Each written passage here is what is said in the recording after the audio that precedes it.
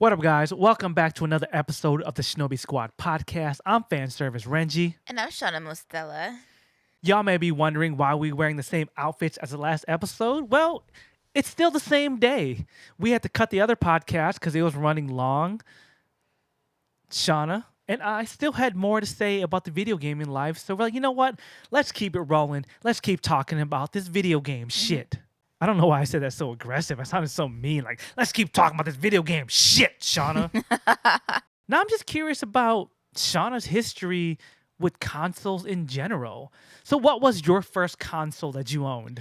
My very first gaming console was the Game Boy Black and White. I didn't know at the time because I was a wee lass, a wee little child. Mm-hmm. I didn't know that Game Boys came in color or anything. Like, I didn't know anything about it in general. I don't know how I got my mom to buy me a Game Boy in the first place, but somehow I had it in my hands one Saturday morning. Yeah. We went to this store in the Midwest called Cub Foods. Cub Foods? Cub Foods. I never heard of that shit. Really? Yeah. Cub Foods was before Myers and everything. It might have come around the same time, but There was nothing before Myers in the Midwest. I'm sorry. we went to Cub Foods. That was some hood shit. It's no longer around anymore. Exactly. Whatever. For some reason, they had a Game Boy in like one of their glass cases up front. Mm-hmm. And my mom at the time was super into Pokemon with me. There was like the only things that my mom and I had in common were anything sci-fi or anything like Pokemon wise. Once again, watch the Pokemon Got Me in Trouble podcast. Yes. You will get all the whole backstory. Anyways. I don't know how I got her to buy me one, but I ended up getting a Game Boy Black and White. Mm-hmm. It was red. And I got Pokemon Red on top of that. I was super excited. I played it right away, right off the bat. And that was my first game console. And it never left my side. It was portable. It was perfect. Yeah. Because my mom had a tendency of dragging me to things that I didn't want to go to or things that I didn't want to do. So even during church, I had my Game Boy. She didn't know it at the time because this was before Game Boy had the little light on it that you could see everything. So I was just in the back pew, just like playing my games, like trying to find Geodude and shit, like in the little caves and everything. So you was up in church catching Pokemon while Jesus was talking? I was one of those because you was catching sins instead of Pokemon. Bad girl. Well, they made the mistake of making it portable. So if it was portable, it went with me everywhere. I was in the back of my classrooms. I was in the back of wherever I can get my little ass at. I was just in the back just playing something. I was just back there like just catching Onyx and Weedle and all the Pokemons. All the Pokemons, the original 150 back then. That was what introduced me to video games in general. I had finally got the Game Boy Color. I had a few of those. I had a few because this is another story, but I had someone in my family who would sell my Game Boys and my consoles and everything that I had for drug money. So, yeah. So Crackheads, yes. All right, damn. Only one. My family was not a part of that. It was just this one bad apple. When Game Boy SP came, not the clamshell one, right? The one that opened. I had a silver one that opened, like a flip phone kind of thing, and I had those. I had a couple of those for the same reason. I think it was the SP. I never had the DS, the long one with the dual screen. That was my Game Boy Adventure when it was still called Game Boy. Shortly after that, because me and my cousins, again, watched the Pokemon episode because I talk about my cousins who were like my brothers at the time. Yeah. They had gotten their first PS1, and then I had got mine shortly after because we didn't live in the same household, but like I saw that they had it, so I just thought that I should have one too because at the time my older cousin Eric didn't want anyone playing his PS1. Like he was totally guarded. Like every time I would push that button, that boop, the little sound effect that would come on, he knew. He heard that from states and countries away. Like if anybody touched his PS1, he knew about it somehow. PlayStation was my very first actual like real console. Your real console? My real one, not portable, but the real standalone one. And the game that we started off playing was Crash Bandicoot. Crash Bandicoot. The second one, because I didn't even know about the How'd first you one. skip the first one? Because the first one was so old. Like the first one I thought came out like when PS1 first came out. I felt like because I did end up getting the first one eventually, like years later. But all of us started off with Crash Bandicoot 2, and then we got into the racing games. Yeah. Need for Speed, Hot Pursuit. Yeah. That was our second game ever. Like that was the one. Like that was a game that we could play with each other because it was multiplayer. So we played that, and then Crash Racing came out, and then all the other games came out for it. But okay, hold on. You said a whole lot there. Okay, let's back it up with the Game Boy. Mm-hmm. So what else did you play on Game Boy? Because like me personally, my younger brother had the original Game Boy, like the brick the that was really like, big one. that was like a foot long. He only had like Tetris and Dr. Mario, and I was looking at him like, this sucks. Mm-hmm. I was never a portable gamer. Mm-hmm. I saw the Game Boy. I'm like, this is garbage. I was used to seeing graphics on the TV. What else did you play besides Pokemon? I got the other Pokemon. Like I had Pokemon Crystal. I had Yellow. And then I played Kirby Tilt and Tumble, the one where you can use the Game Boy and like you move the Game Boy with the game. Yeah. I had that one. I had Pokemon Pinball. Those are the games that I had for that. This is probably why I love portable consoles, because even as a young child, my mom would force me to go to these places alone, and we'd always take public transit even back then. And so I had something to keep me busy because I was an only child growing up. My mom was a single mother, so she needed something for me to do. I had my two cousins, Eric and Justin, of course, and they were like my brothers, but they weren't always with me. Yeah. So I'm so thankful that I had something like Game Boy to keep me company during these trips that we took, or during wherever my mom wanted to take me at the time.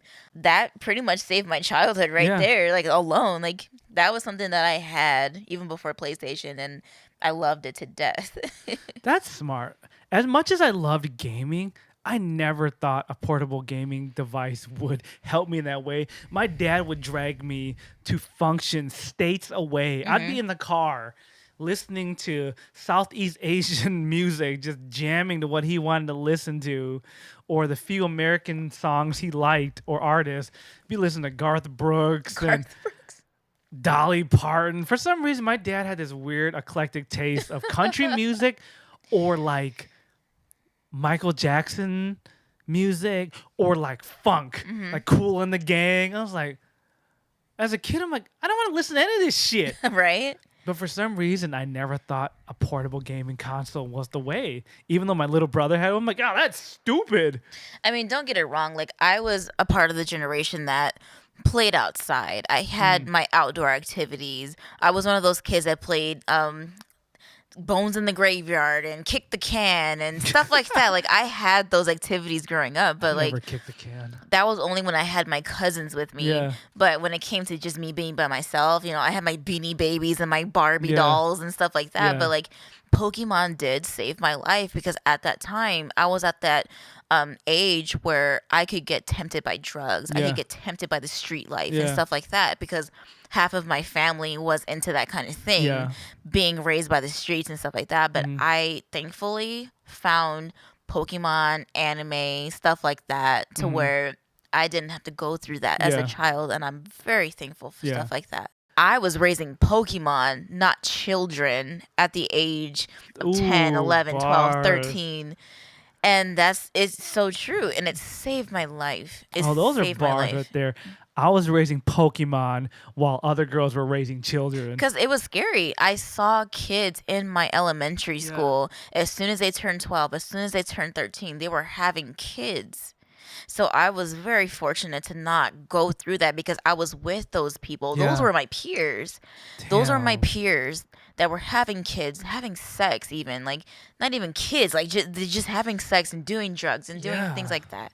So I'm very thankful and grateful that I was a Damn. nerd. Being a nerd saved my life.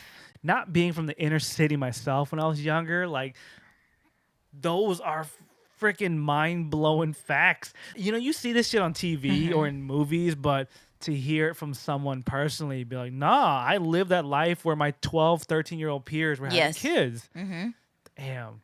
And even my family, some of my family members at 12, 13 years old were looking at me like, where's your kid?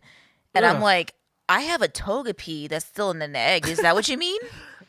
I didn't know Yeah. about that. I didn't know about sex. I didn't think about those kinds of things. And I'm grateful to have had that innocence as a child. Interesting enough, you mentioned Need for Speed Hot Pursuit. Oh, shit. I didn't even get into that. Before I get into my story, let me ask you, what was your experience with Need for Speed Hot Pursuit? Woo! So, this game got me into a little bit of trouble. Damn. Yeah. So, brief backstory. Me and my cousins, Eric was the oldest of my cousins, and Justin was the youngest of my cousins. And they were both brothers, but we were all siblings because we hung out so much throughout our childhood. And Need for Speed Hot Pursuit was Yeah. one of the games that really bonded us together and really, like, turned us into adults, I guess, because we not only knew the value of cars, well, the value of cars. I guess if looking back, those cars were modeled after like real cars in today's world. So yeah. we knew the value of these cars, even though we knew that they weren't actual cars at Yeah. the time. But it not only like educated us on that, but it also gave us a perspective as to what kind of cars that we could expect to have as an Yeah. adult. Uh-huh. Like what cars were our dream cars Mhm. and stuff like that. But not only that, we got the value of drag racing. And that'll tie into how I got into some trouble Yeah. with this game. I have to say all of us got into trouble because I played the innocent part, but I wasn't so innocent. Yeah. We didn't play the game like betting with real money between Uh-huh. us. We got to a point where we were playing the game every day. It got to a point where we were playing this game for keeps between Keeps? us kids Yeah. for money. I had mentioned earlier the shady side of my family. Yeah. There was this kid that would come over from time to time within that shady part of the family. So he's like, oh, I know about this game. This is the racing game, right? You kids play this game all the time, don't you? And he was like maybe a few years older than us at the time. He was intrigued that not only did we play this game, but he could make a profit from us kids. Yeah. Because he was doing the same thing within his circle of the Okay. shady side of the family. So Need for Speed Hot Pursuit became a thing of, I guess, gambling, Oh, shit. real money. But when it came to this certain cousin of ours, we didn't even know who this kid was. What part of the family tree he's from? Okay. So this kid came over before our parents knew what we were doing. I don't remember his name in general, but we will just name this guy Michael. Michael. So Michael would come over and he would take advantage of us kids because he was a few years older than us, and he would play this game, Need for Yeah. Speed. He would bet on it. I was like, oh, I don't really have money like that. Mhm. But Eric's like, no, stop. No, don't even worry about it. How much money are you talking about? Damn. Eric was the negotiator. Eric was He was playing. the negotiator with Pokemon, with Yu-Gi-Oh, whatever it was. He saw opportunities more than us kids. I was the oldest one, mind you. Eric was the second oldest. So he would see these opportunities unfold. Yeah. He would be that one. So he was like, no, stop talking. We're talking about money? oh, how much you talking about?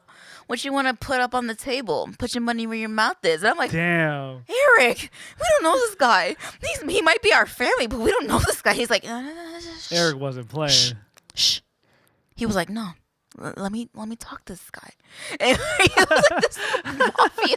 He turned into a different person when it came to money. Like, he was not a kid anymore. He was a boss. He was mafia boss. He's like, how much you talking about?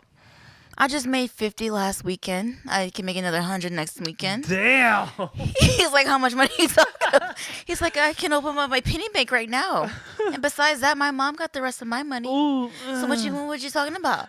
He was making deals. I'm like, yeah. Eric, like, what are you doing? What we doing? What we doing, Eric? So this kid, Michael, was just like, you know what? You put up your money right now. We do this little drag race on this video game. If I win, I get 100. Oh. If you win, you can not only not tell my mom about this, but you win 100. Eric was like, game on. 100 is a lot in kids' money. They were betting real money, and I was just sitting in the back like, I don't have that kind of money. Like, I can't talk. Exactly. I can't do that. Like that's a year's worth of kids' money. Eric Whoa. cleaned. He was like you. Why I respect Eric so much is because he knew money. He knew his game. He knew what he was talking about. He not only walked the walk, he talked the talk. Yeah. He had the money. He had everything figured out. So when it came to that kind of shit, he was done with the kid shit. He was like, no, shut the fuck up. No, you don't know what you're talking about. You don't make money like I do. I'm like, I don't. I really don't. Like, you just go ahead and talk for me. Eric was ready to deal with real criminals. He was ready to pull like street thugs aside. Like, hey, come here. Bloods and Crips. Y'all know about Pokemon? He knew more than me. We had gone to different schools, so I didn't know what he was running. I didn't know what ring he was doing, running or doing. I didn't know what he was about. But it wasn't until somebody came up with real money and a real plan. He was like, oh, all right. He had his goatee out of nowhere. I'm just like, where'd you get a goatee from? He was like 10 years old. I'm like, dude, where did you get that mustache from? Like, what's going on? I got in trouble because I didn't have any money to speak for. So he's like, Michael went against me first. He's like, I got this. I lost the money that I didn't have, but he went against Eric. Tall balls over here. Tall balls. Nobody knew about this because Eric had this in the bag. He's like, you don't have to know about that. I got money for hush money too. Ooh, he was like, I don't gangster. Nobody has to know about this. He's like, I have an opportunity here. So he went against Michael, not only won the game, but made it possible to where this dude never came back to his house ever again. Somehow he won the prize money, but he also had some dirt on this kid. I never saw this. I kid you not. I never saw Michael again.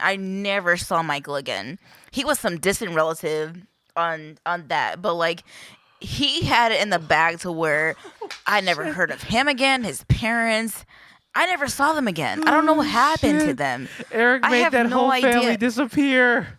I have no idea to this day. And then I think about it as an adult. I'm like, this kid is crazy. Like, what happened? Eric sent Michael's family to the shadow realm. I have no idea what happened to Michael after that.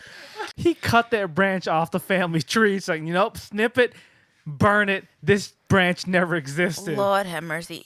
Damn. And I kid you not. If I talk to Eric about this to this day, he's like, who's Michael? Who's Michael? He said, Shana? And then it made me think, like, did I forget about this? Was this something that I made up in my own mind? Eric said, who's Michael?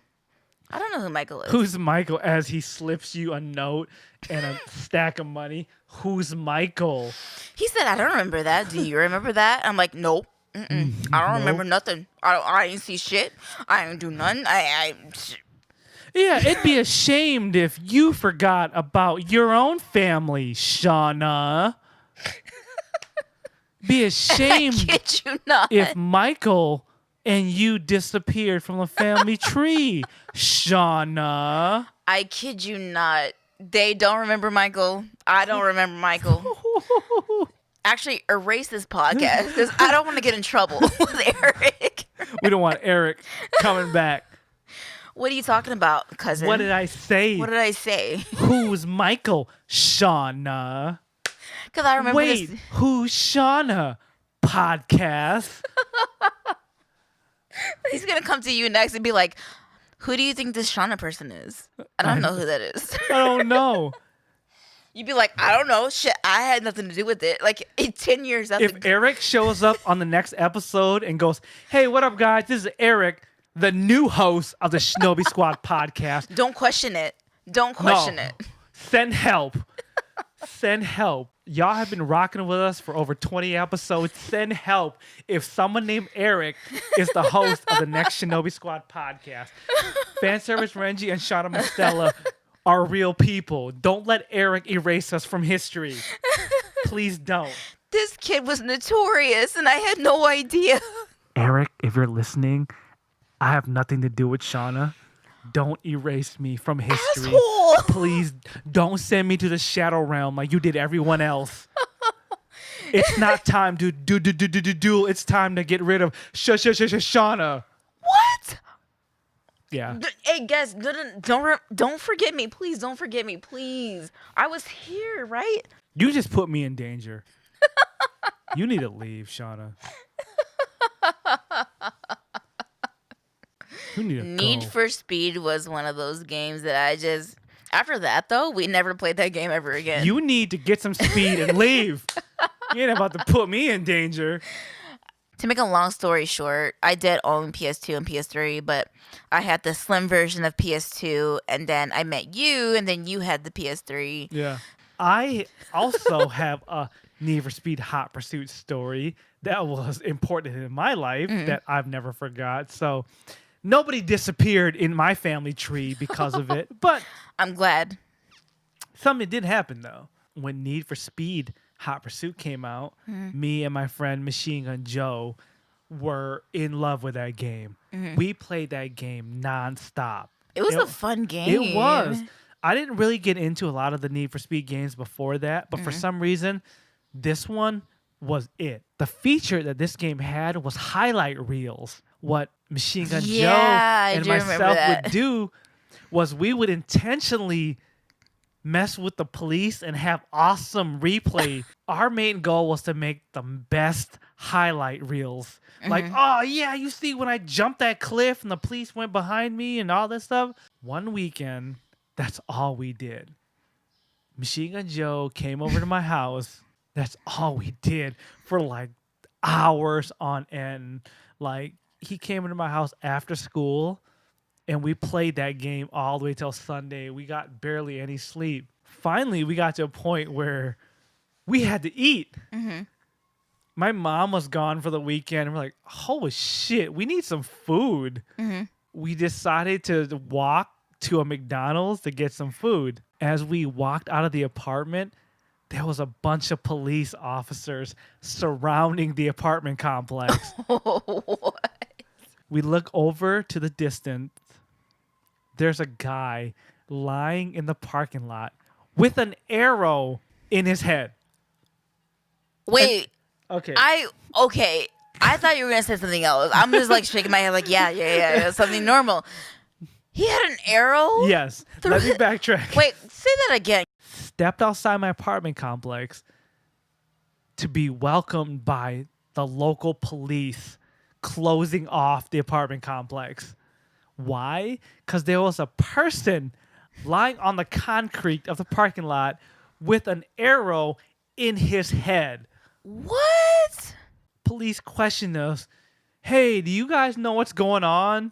No. We were playing Need for Speed Hot Pursuit all weekend. What? Comes to find out later, one of my other neighbors was high off his ass on whatever drug he was on. He decided to pull his bow and arrow out, fire a bow off from his balcony into the air, and then it happened to land on an unsuspecting neighbor going to his car. What? This dude walked out of his apartment trying to go to his car, and an arrow landed on his head. Fortunately, he was still alive. Barely. Imagine being What the hell? a young kid playing Need for Speed all weekend and walking out and seeing your neighbor with an arrow in his head. That brings me to when I played Skyrim, and one of the characters was like, "Yeah, I used to be the boss man on campus until I took an arrow to the knee." Yes, yes. This dude took an arrow to the head and he was still alive. I'm looking at him like, holy shit. Is this happening? Oh my god! Is this really happening? So what was the story between the guy who shot the arrow? He said he was high off his ass. I forgot what he took because I was young, but It's not funny, but I just imagine someone really being high. Yeah, he admitted to the police. Oh my god! Look, I'm high off my ass, and I just have a bow and arrow, and I thought it was a good idea to shoot it in the air. This is why this whole quarantine thing right now going on, I take it seriously. I am not leaving my house. You don't know how bored people are. I mean, not gonna lie, the police let us go, and we still did go to McDonald's and get some McChickens and a 20-piece McNugget meal. But we came back, and dude was still there. He was still in the parking lot with the arrow in his head because being from the small town in Michigan that we were, police didn't know what the hell to do. Being young, stupid kids, we're like, let's go back to playing Need for Speed. And that's exactly what we did. Even though right outside my doorstep was a man fighting for his life. I never had anything like that happen, but honestly, when it came to PlayStation, after I found that, I never looked back on any other console. Like, I never got into PC gaming after that. I never got into Xbox after that. Yeah. PlayStation has been my ride or die since it very first came out. Even though I got it like maybe a couple years after the first PlayStation came out, PlayStation just can't go wrong with me. If y'all listened to last week's episode, my story about the Atari Jaguar, it took me years to get the PlayStation 1 console. When I finally got it, I played the shit out of all the games I got. Tony Hawk Pro Skater was definitely one of them. I played that too. Even the demo. Yeah. Even the demo was weekends of fun. I love the demos for PlayStation 1. I love those PlayStation magazines, what they used to call it. Yeah. It was like 2 Extreme, 3 Extreme, those kind of like sports games where you could play like a rollerblade person or a skateboarding person. Yeah. I played the snowboard version of that, SSX. SSX Tricky and all that stuff. Played all the Tony Hawk games. Played Small Soldiers, Big Battles. Damn. All of those kinds of PlayStation 1 games, I played it. What was that game? The dance game, the Pop-Upper. Parappa the Rapper? Yes, there you the go. The first motion or the rhythm game. Yes. Punch, kick, it's all in the mind. If you gotta test me, I'm sure you're fine. Oh, a lesson from teacher. Yes. Kick, punch. Yeah. One of the first rhythm games that were ever to hit on PlayStation. I love those. Did you ever get the PlayStation demo that corrupted your memory card? No. There was one that had the Beautiful Joe demo. That was the game on the demo that corrupted your memory card. What was it called? Beautiful, like beautiful, but with a V. Beautiful Joe. Okay. When you played that game on that demo that came out that month, it corrupted your entire memory card. No, I never played that one. My memory card was totally messed up. I was devastated because I had just finished Final Fantasy X-2. I got the 100%. What? To get the 100% on Final Fantasy X-2, you had to put over 80 hours into that game. 80? Yes. The actual game, you could have got away with 40 hours. You could beat the main boss, leveled up after 40 hours. But there was a side mission that made you max your character out to level 90 or 100 just to beat it. So when you beat the side quest, you're way overpowered for the main quest. So you could just skate through the last part of the game. Anyways, I did all that to get the 100%. I was going to do the New Game Plus and just play through it, just to see what else I missed in the game. I made the mistake of playing this damn demo that erased my memory card. How I knew it was official, Wow. Sony put out some statement saying, hey, this has been happening. If you were a victim of having your memory card erased or corrupted, please contact us and we will give you a free game in exchange for that. Wow. So I got a free game out of it, but that still didn't change the fact that my memory card was totally erased. So let's fast forward a little bit. How often were you playing video games? Did it ever become a thing where you did all the time? Did it ever become like excessive? Oh my God. It got to a point where it got really bad. Like really bad. I'm talking about obsession. There was this game on PlayStation 2 called SOCOM, Navy SEALs. Back in the day, PlayStation 2 didn't have much online gaming. You had to buy this separate piece that was a network adapter that plugged in the back of your system. That was before PlayStation Plus and Xbox Live. Every gaming company had to fend for itself. Every company had to make its own online system. Well, my friends and I were super obsessed with playing this Navy SEALs tactical shooter game. You could have teams of 8. We were determined to have teams of 8. Back then, router internet technology only allowed us to have 4 people per house. We had 2 apartments. 4 people would play at where I lived. 4 people would play at where my friend lived. Damn. When I said 4 people, that's 4 people at a time. Yeah. We had 6 or 7 people at each place. We would rotate turns based on who did the worst. It got so bad to where once the weekend hit, you had to be at one of these 2 people's houses.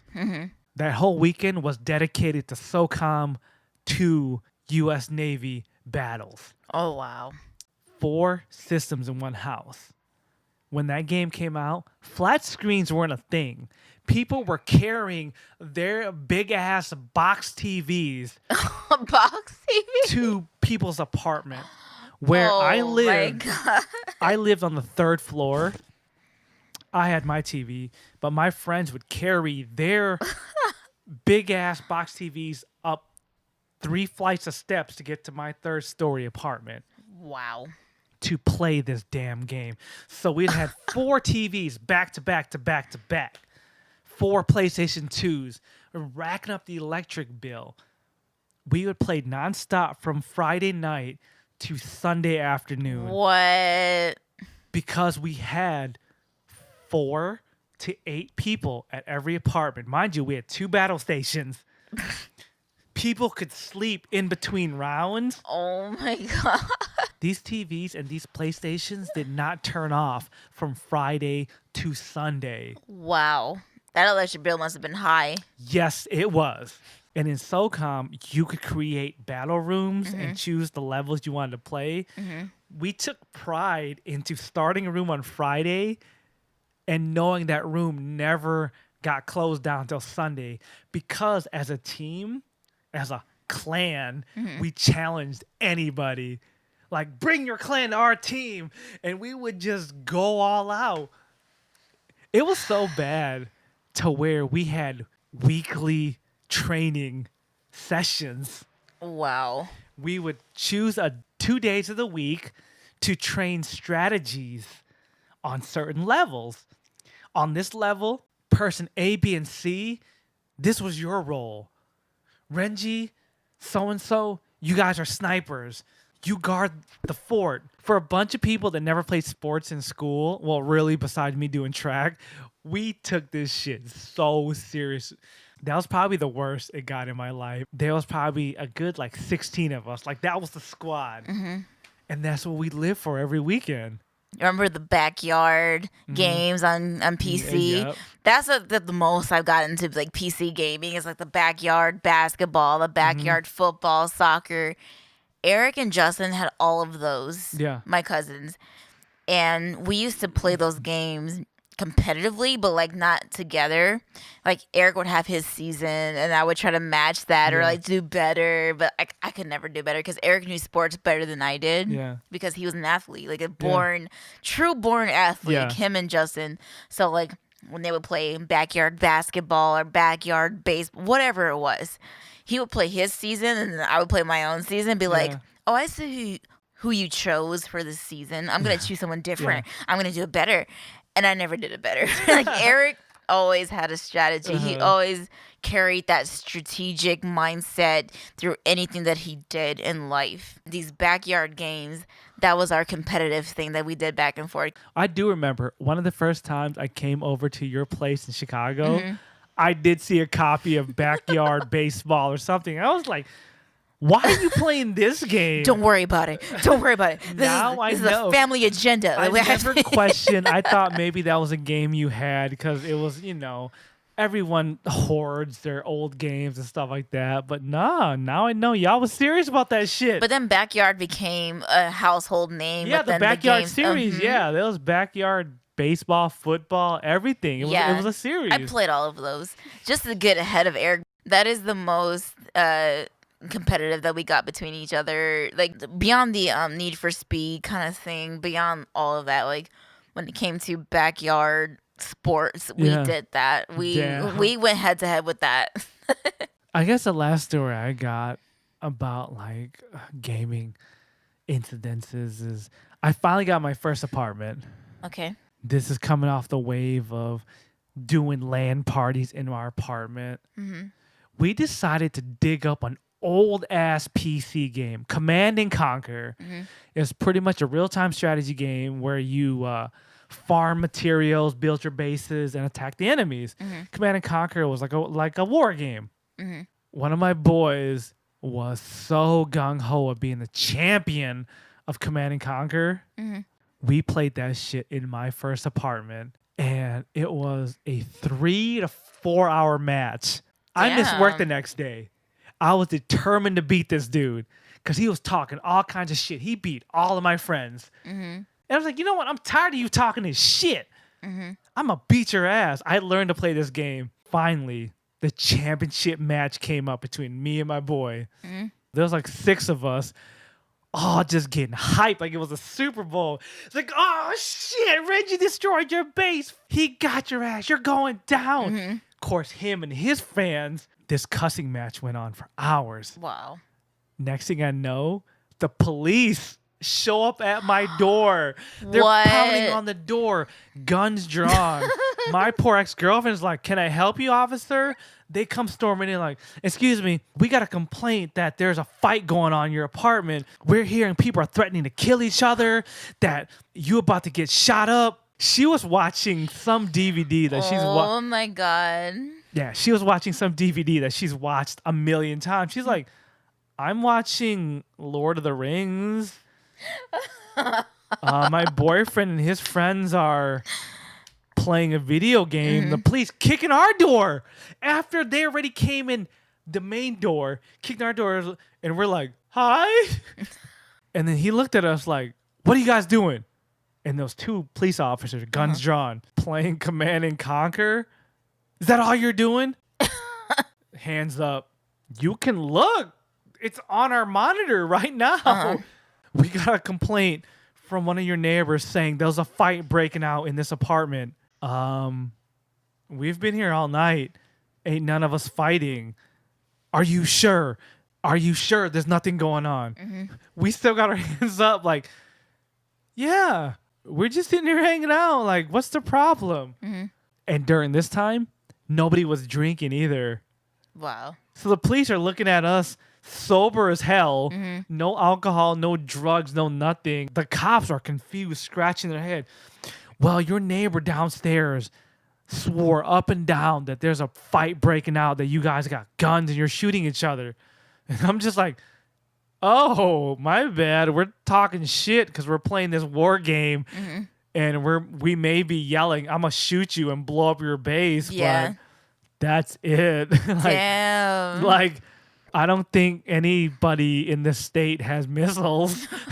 Yeah, I may have said, "I'm gonna drop my missiles on your base," and the cop just like laughed his ass off. He's like, "Oh my god, are you serious?" Yeah, officer. And he looked at the game. He's like, "Oh my god, I cannot believe I came down here thinking there was a gang war going on, and you guys are playing a stupid computer game." I'm glad the cops were only called on you because I remember a story that a SWAT team was called on some innocent 12-year-old child. The swatting. The swatting. Yeah. I don't remember what game was going around at the time. Yeah, What they game were was playing it? some kind of like Call of Duty type game. Yeah. And this kid called the SWAT team on another kid because they were playing online. Yeah, and the other kid was whooping his ass. Yeah, and they called the SWAT team on that kid because they were about to lose the game, and the SWAT team actually showed up. Yep. At this Yeah, I poor remember kid's that. place. Didn't kill the kid, but like the kid was under some kind of like arrest because Oh yeah. It was all caught on live stream on Twitch. They broke in and they arrested this kid live on his Yeah. stream. And that was so sad. I'm like, did they not take these precautions? Like, did nothing happen in between to where you had to call the SWAT team Oh, on yeah. this kid? Like, I wish that kid had gotten the cops called on them first before the SWAT team. Like, because the SWAT team is something serious. Oh yeah. That kid was lucky he didn't get Oh, my shot. God. Looking at today's times where police shoot first, ask questions later, I'm glad my girlfriend answered the door. Well, actually, thinking about that, they could have shot her too. Yeah, with no questions answered. Yeah, just because a 55-year-old white lady that lived downstairs from us called the cops. But it could have went anywhere because we did live in a predominantly suburban white neighborhood. Yeah. Thinking about that though, no, that bitch that lived downstairs, she opened the main door downstairs for the cops to come in because they pounded on our door immediately. Yeah. We didn't get buzz or anything. Mm-hmm. Man, screw that old bitch. I know. We could have all got shot up just because we were playing Command and Conquer on a Friday night.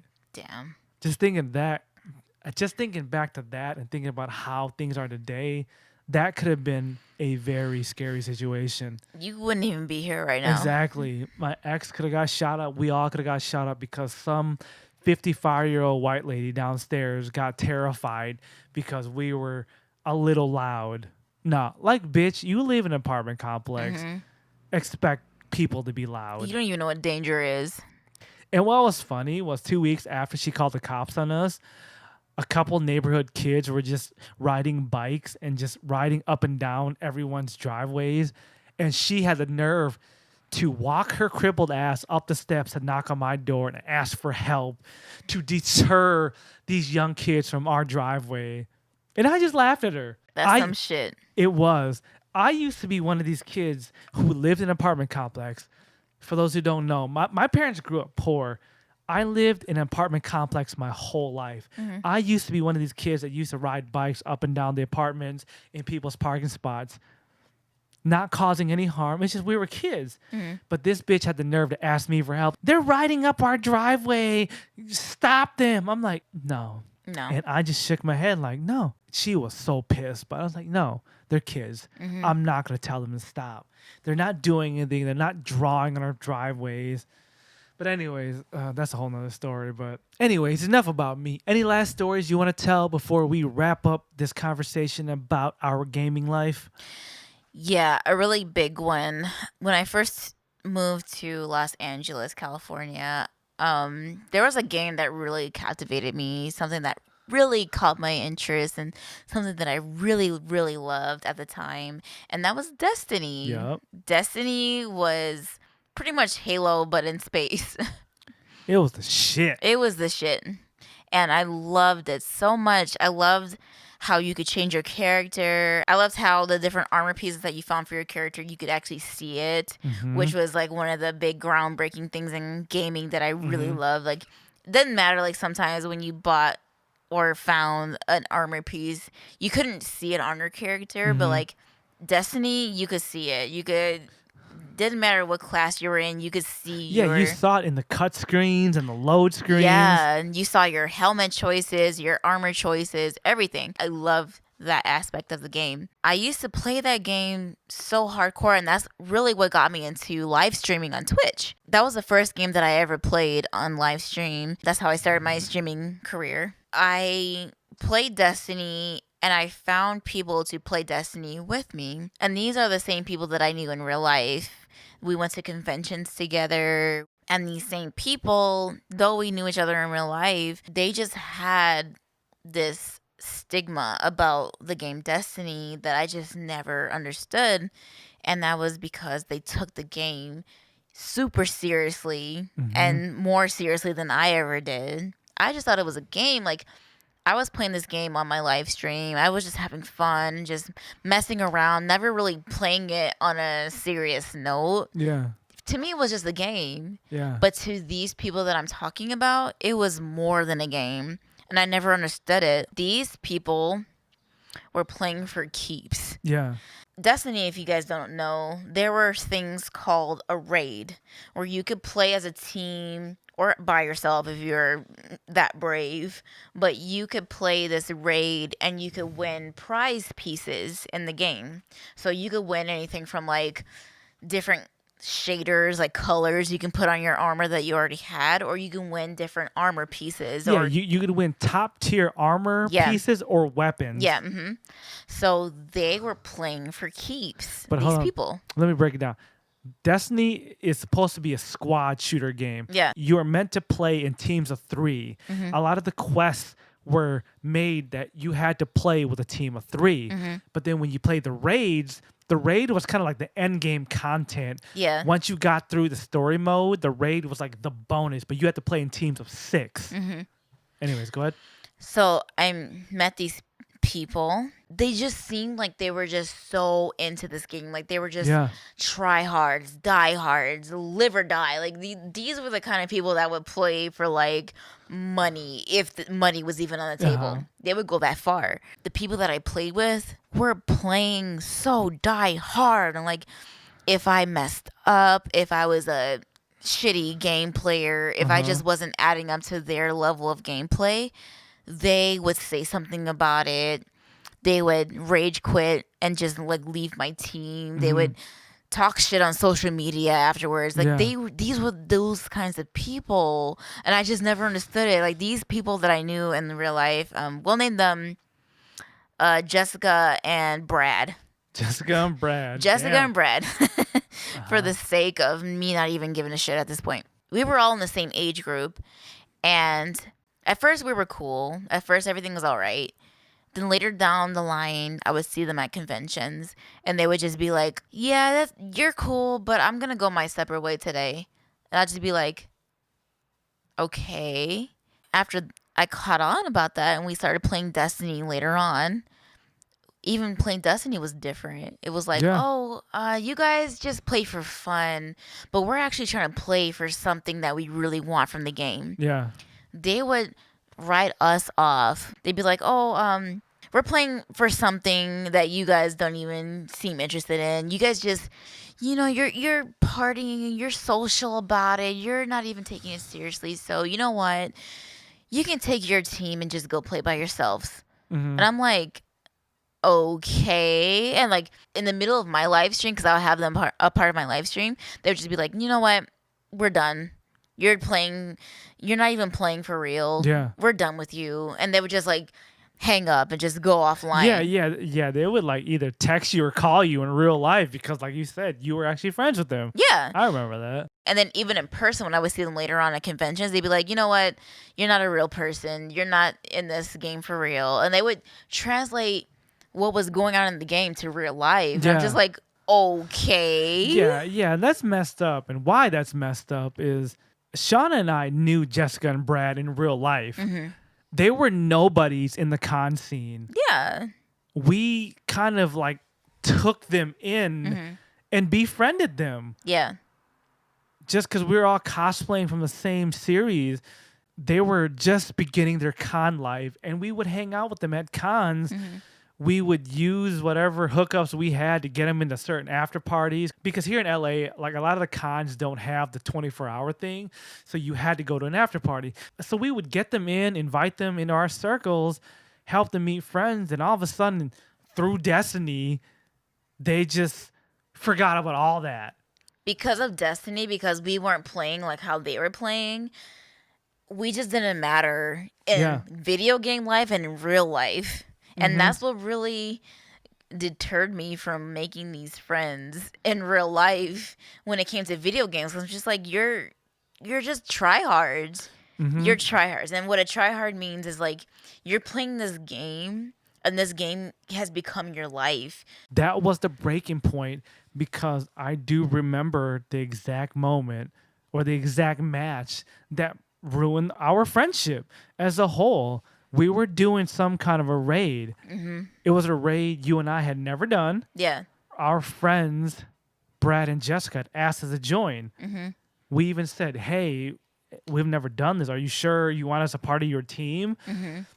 They had their friends, their tryhard friends, their online friends, to be specific, be a part of this team. Of course, we were under level.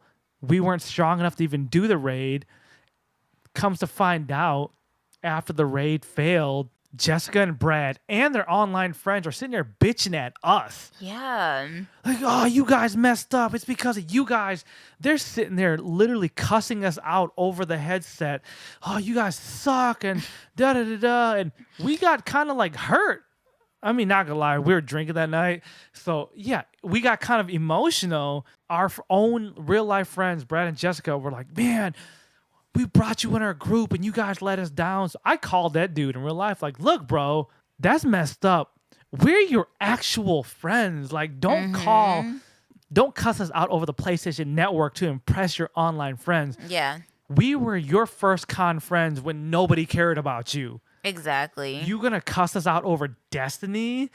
And we were hurt. I was in tears like, dude, you my friend, man. I was in tears too, because these are people that we knew in real life, and like they're just playing this game like it's some kind of like life or death situation, and we're like, dude, like, no, we're just playing a game. Yep. We don't care about this stuff. And we broke it down to him. We both got on the phone like, look, dude, man to man, like, that's messed up. Like, you shouldn't come after your real friends like that. I'm sorry we're not as good as you wanted us to be. You knew how we played. You played with us before, but all of a sudden, because we're with your online friends, you're going to tear us down. And we even said, like, dude, we are really hurt right now. But all he had to say was like, well, you guys shouldn't have played with us then. You guys know how serious this was. And he's like, I don't need this drama. And he just kind of hung up the phone. Fast forward, we would see him at cons, and the friendship gradually just faded away. Yeah, because these same people that were playing with us online, those same people that he was trying to justify as these people that they were playing with for real, were underage. Long story short, reasons for Brad and Jessica, people like that try hard. For that reason, I don't like to play games like Destiny anymore. I don't like playing games like Call of Duty and Monster Hunter, stuff like that. Like, I don't like playing in teams because of stuff like that, because I'm playing like it's a game. You're a tryhard and that's your life. And that's exactly why I don't play with people like you anymore, because you're doing too much. You're doing way too much. I'm just saying that it's not for me. Yeah. And I'm done with that shit. Like, Brad and Jessica, I think you know exactly who you are, because you are the same people that we wanted to get to know, because you're cosplaying the same things that we were cosplaying. We were your first friends, and that's how you want to respond back to us? That's okay, because karma is a bitch, and that bitch is on her period. Fast forward to Brad and Jessica. They pretty much gave up the cosplay life to pursue the Destiny life. And for those that play Destiny, know that Bungie really disappointed everybody. Yeah, including me. I invested a lot of money in Bungie. Yes. And yeah, Destiny keeps coming out with expansions, but I'm not trying to pay $400 to play the same game. And so you keep playing the same game. You keep doing the same things. That's fine. Y'all messed up. So enjoy your fake internet friends and your underage friends, but you know exactly who you are. I'm Yeah. looking at you right now. And it's not like we see these people anymore in person anyway, Nah, because we they don't. don't go to cons anymore. They don't, and there's no reason for them to, honestly. Yeah, just like you said, that's also the final straw on why I stopped playing these online group games. All right, guys, with that said, I think we have come to a good conclusion of this podcast. We have covered a lot of ground, like usual. Yes. Moral of the story, don't end friendships over video games. It's not worth it because it's just a video game. It really is. It's just a video game unless you're playing for money like my cousin Eric. Oh, no. Unless you're a mafia member. We don't talk about Eric. We don't talk about Eric. Unless you're on that caliber, you have no right to end friendships over video games. Seriously. Yeah. Especially if it's for underage people. We never mentioned Eric. We never. No, Eric. Hey. No. We never mentioned Eric. Anyways, I get if you're a professional streamer, a professional video gamer, but if you're just on some casual Let's Play Destiny shit, it ain't worth it. It's not. And I don't feel bad talking about Brad and Jessica because they some basic bitches now. They are. Y'all ain't doing shit else with your life, so congratulations. F a fake friend where you real friends at. And it's sad. We really wanted to be friends with these people. We did. We tried so hard. We invited them to our home when the con was done. They had nothing else better to do. We're like, come to our place. When we had to hook up to one of the after parties where we got exclusive VIP access, we're like, hey, come with us. That's why Drake said, no new friends. No And new friends. that's the lesson we learned. We try to invite these new people in our life without doing a proper background check, and they ended up screwing us over. I mean, they didn't really screw us over because in the end, we doing way better than them. Not to throw any shade, but nah, actually, we throwing all the shade because we doing I'm throwing way the better whole than forest. them. Yeah, we doing way better than them. But you know what? Hey, that's what happens. Anyways, thank you so much for tuning into this episode of the Shinobi Squad Podcast. Make sure you follow our social medias, Fan Service Renji, Shana Mostella, Mostella Couture. We doing so much stuff beyond podcast. We dropping new cosplay content. Shauna's making new fashion pieces. Y'all just missing out on so much. Do us a favor. Tell your friend to tell a friend about us, because honestly, when it comes to cosplay, nerd culture podcast, we one of the few people keeping it real. Yeah, honestly. Everyone out there trying to be PC, not trying to offend their followers. Skip that. We telling y'all the truth. We telling y'all how we feel. Anyways, thank you for tuning in this week. I'm Fan Service Renji. I'm Shana Mostella. We'll see y'all next week. Thank you.